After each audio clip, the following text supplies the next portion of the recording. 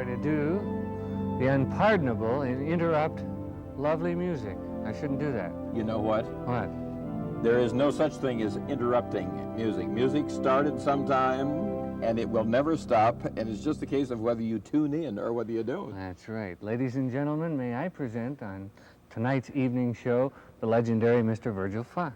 It's fun to be a legend in one's own time. In one's own time. Certainly is. Yeah.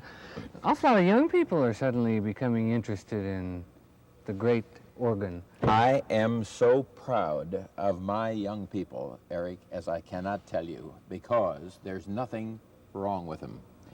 So many people have said that there's a great complaint about young people. They're off the deep end. They're into this, they're into that. Young people, when they have the leadership of Bach and when they have the texts of Martin Luther, are the greatest on all sides of this earth.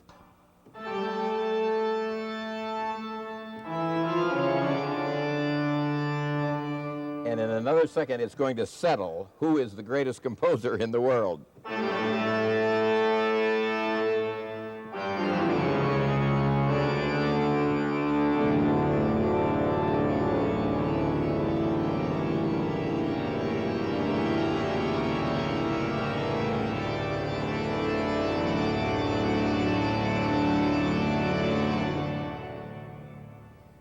And Bach seems to be the fifth evangelist.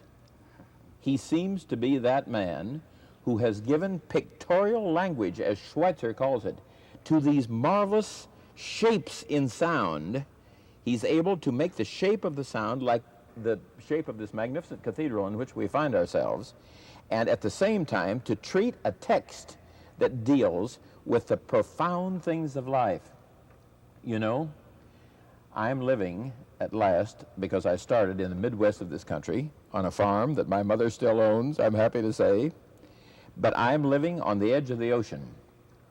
I lived first in Gloucester, Massachusetts for a short time, and now I'm living in Florida, in Palm Beach, and I've been fortunate enough to take a house where we have 18 feet of the beach that belongs with the property, and 150 steps from my house I can be on 18 feet of the Atlantic coast that I own, by gum. This is the new organ, right? Well, They kid you about your show business. You know, you're a dazzler. You know. They love to kid me about it for one reason. I think it's because they didn't have whatever it takes to think of it themselves first. There's one thing sure, if you have something to show, you have to get in a position where you can show it. And I don't imagine there's any other place in the world where there are two organs in the same building as we have here right now. And this one can do the great wedge fugue that I am very keen to have you see. And this is Bach, of course. 1, 2, 3, 4. 2, 3, 1.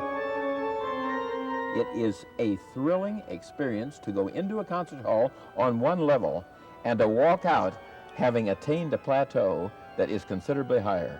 And that's what the secret of the whole bloody thing is. It is so exciting and so thrilling. And I am so moved by my young people, because once I tell them what's going to happen, once I show them what is inside of the thing that's going to be opened up, and then get on the bench and jolly well do it, they recognize the total honesty in the operation, and they come forth the same as I come forth. And in this cathedral, we had just as many shouts and screams and stompings and yellings at the end of a Bach fugue. It is a miracle, as one would have for rock and roll.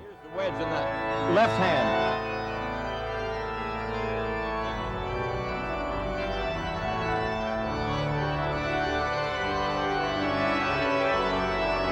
This is called development. And in a minute, you're going to hear what he develops.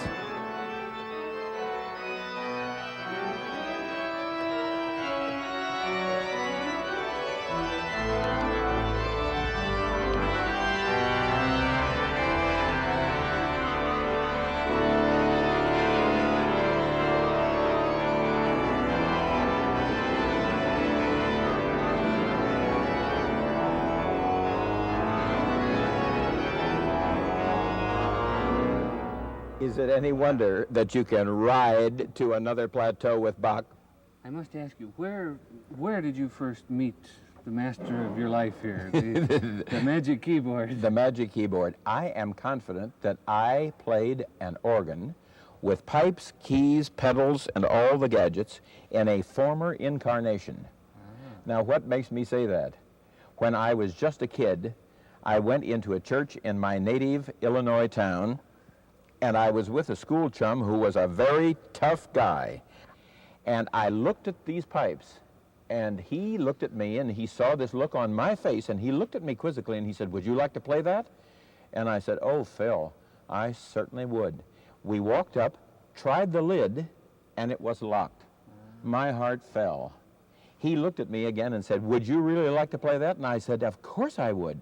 And to my absolute horror, he stood up, grabbed a hold of that lid, and tore the lock off of that Feldjamako organ built in Erie, PA, that was in the First Methodist Church of Princeton, Illinois. And I, when he ripped the lid open, said, "My God, I have seen that organ in a dream. I know what it sounds like." Turned it on and sat down and played.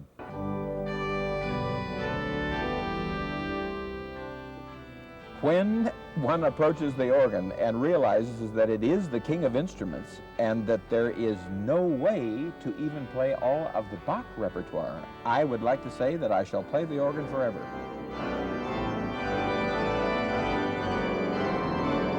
Then it says, "Hallelujah."